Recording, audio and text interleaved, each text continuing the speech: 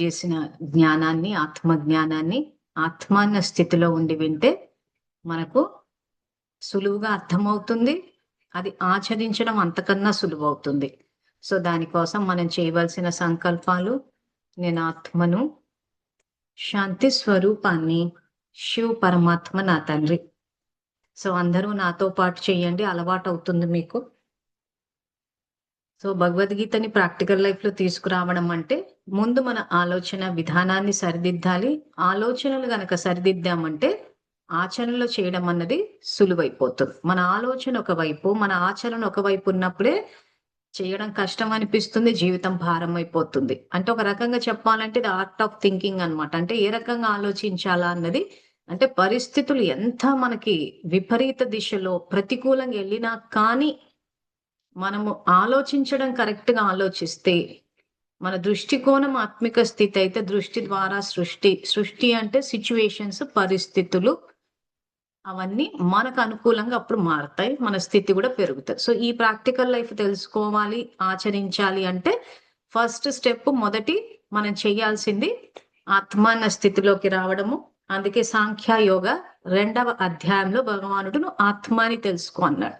తెలుసుకుని ఏం చెయ్యాలన్నదే మనం ఈ సిరీస్ లో తెలుసుకుంటున్నాము.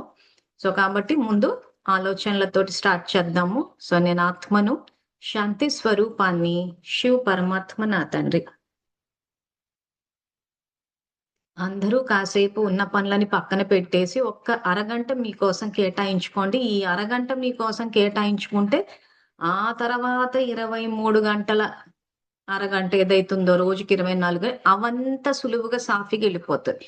ఇప్పుడు గనక మీరు కేటాయించుకోలేకపోతే ఆ క్షణాలన్నీ బరువైపోతాయి. సో కాబట్టి నేను ఆత్మను, శాంతి స్వరూపాన్ని, శివ్ పరమాత్మ నా తండ్రి. నేను ఆత్మను, ప్రేమ స్వరూపాన్ని, శివ్ పరమాత్మ నా తండ్రి. నేను ఆత్మను, ప్రేమ స్వరూపాన్ని, శివ్ పరమాత్మ నా తండ్రి. సో ఇవన్నీ మీకోసమే చేసుకుంటున్నారు కాబట్టి ఇంకా సంతోషంగా చేసుకోవాలి.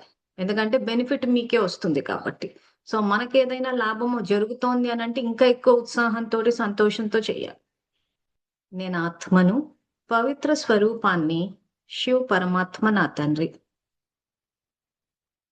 నేను ఆత్మను, పవిత్ర స్వరూపాన్ని, శివ్ పరమాత్మ నా తండ్రి.